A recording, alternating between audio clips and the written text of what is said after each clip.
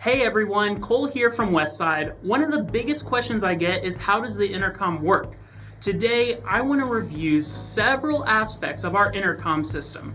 Watch this video if you want to know more about intercom or if you've ever used intercom before. As always, this is a discussion and I want to leave space for questions. So feel free to write back with a comment of any question that you might have. I'm also linking other intercom videos that we've produced in the past in the notes below and many other helpful intercom related links. To get started, what is intercom?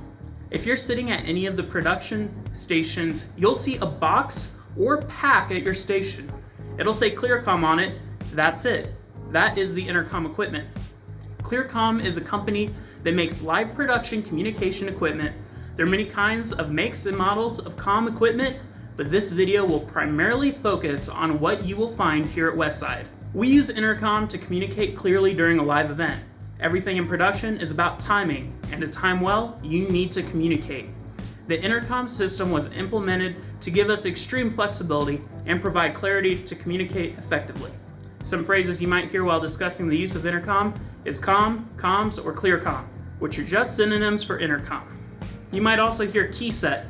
A key set is an audio source or channel and a set of controls associated with that channel. The associated controls are a menu screen labeled A, a rotary control labeled B, a talk button labeled C, and a call button labeled D. You can see that on the screen. Main stations and remote stations have 4 key sets, which you can see on the front panel of the device. Speaker stations also have 4 key sets, though only 2 are visible on the device. The 4 key sets operate in a split screen by pressing the shift button. You can see that in the video here. Keying is pressing a talk button on comm. You'll see the talk light show up bright red when this happens. If you're wireless, your channel buttons will change from green to orange. When this happens, your voice is going to be heard on the channel that you pressed. Another word is latching. This means when you press the talk button one time fast on a channel, it'll stay locked in the talk position. There's also non-latching. This means when you press the talk button, you must hold down the talk key to remain live on the channel. Call is an important function. Call is a button on the key set that when pressed will display a call sign on the menu screen of all the stations assigned to that channel or key set. You may also hear that you have a live mic, which means you're actively keyed on a channel, and you need to check to ensure that you're supposed to be actively keyed. Try not to leave your mic on live if you don't need to. I've already designated specific channels to be latching or non-latching. For example, a director talking to cameras, it'd be obnoxious for a director to need to hold down the talk key and speak to cameras and switch at the same time. I'd want a mobile camera near a drum set to be non-latching. That way they don't accidentally leave on the talk button keyed, and then no one can communicate because all we're hearing is drums in our ears. We'll talk more in depth about our different channels later on in the video, but know what a channel can be latching, which will lock on the talk button when pressed, or non-latching, which is a press to talk function. Many terms go along with comm, and if you're interested in reading through a helpful glossary, I've linked the ClearCom glossary in the notes below. When you sit down at your station, or if you're on a mobile, you will see one of the following pieces of equipment. A base station. This comes in a single rack unit design and a tabletop or speaker station design. You could have a wireless pack if you're a mobile camera operator, producer, stage manager, stagehand, or any other mobile production position. If you're on a camera that is on a tripod, you'll have a belt pack unit. Belt packs are sometimes deployed in short-term auxiliary positions as well. These are all connected via a network, specifically Cat6, and are all controlled via the network. I make changes using a web GUI. A web GUI is like a computer software, but it runs off a web page with an IP address. What we've gone over covers most of the control side of comm. Let's move on to more practical uses. Here's what you should expect when you come in and get to your position. If you're at a tripod camera or a permanent location like anywhere in the control room or front of house, you'll see that there's already a comm headset at your station. If you're a mobile camera, you must get a headset and a wireless comm pack. Our wireless comm has been a worthwhile addition to our production ecosystem. It allows us to be in most places in the building and have clear communication with one another. You can get your pack from the control room if you need to use wireless comm. The wireless comm is always stored on its charger. When you're done for the day, always return your wireless pack to the control room. Make sure to power it off and place it on the charger. Please do not leave these packs unattended. Keep them with you. We must be good stewards of our equipment, and I expect longevity from this gear. The different types of headsets are in the clear tubs. Headsets come in all shapes and forms. There are lightweight headsets. These are great for use in the control room. There is also single ear muff headsets and double ear muff headsets. Try them out and see what works for you. You may also see a comm station with a telephone. We use these in spaces with wall-based comm, like in the green room or in the baptism area. We also use it in our audio locations. Both front of house and monitors has one of these. The telephone headset has a push-to-talk feature on the handle of the phone. You'll also need to make sure the proper channel is keyed for whom you want to talk to. You may have noticed that not every station has the same available channels. Channel availability has been predetermined by production staff and through a few months of trial and error during live production. We're open to ideas and will change them as needed. The best part about HelixNet is we have a lot of flexibility. Please speak to the production manager if you need to hear or talk to a position that's not on your station. It's so easy to get away from good practices while live.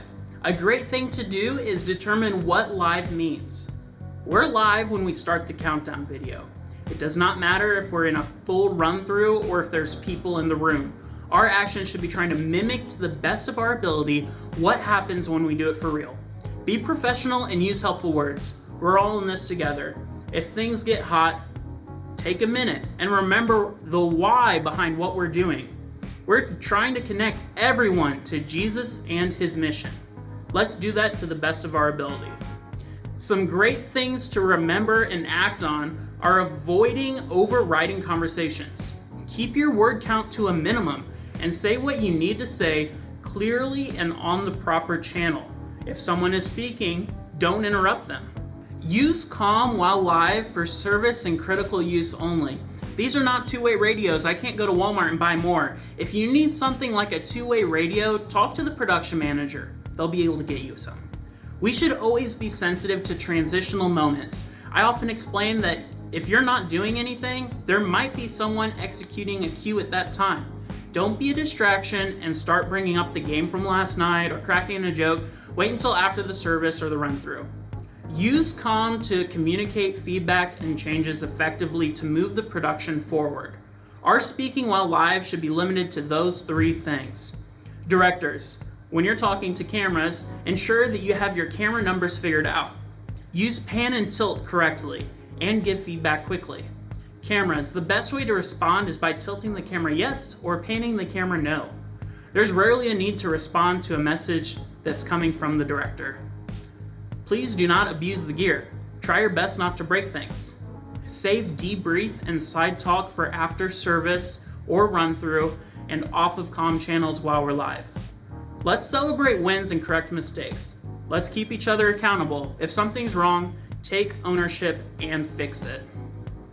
There are many different channels that we use every week. I want to chat about a few of the most widely used and vital channels. Again, not every station will have a key set associated with all of the channels that we covered here.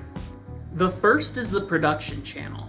This channel holds all service cues, times, and countdown cues from CG. Important information that everyone needs. This channel is critical. Limit speaking on this channel.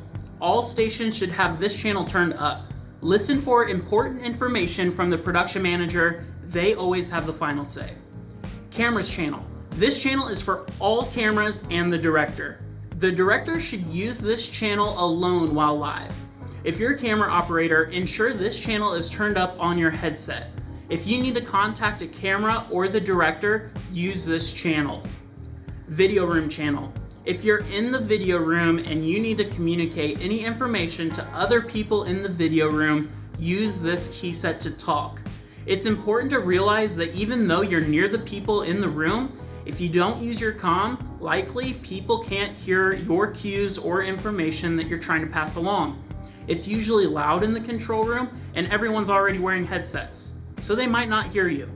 Using comm is the only way to communicate effectively inside the video room. Stage manager channel. You may be at a station that offers a stage manager channel. The stage manager channel is for communication between stage managers. You should relay information to a stage manager directly using this channel. There are a lot of channels offered, and most will be common sense. But if you ever have a question, asking the production manager will be the best way for you to get an answer. We're always there to help. There are many levels of complexity when it comes to comm use. I've narrowed down our focus, and I've worked to make comm feel very intuitive and easy to use. If you're interested in learning more, I really recommend listening to the MXU video podcast about Intercom. I've linked the podcast episode below. Also, dig into the links below. The manual is excellent if you want to understand the system. If you only wanted to know how to use the system, I hope this video fulfilled your need. Thank you for watching or listening. See you next time.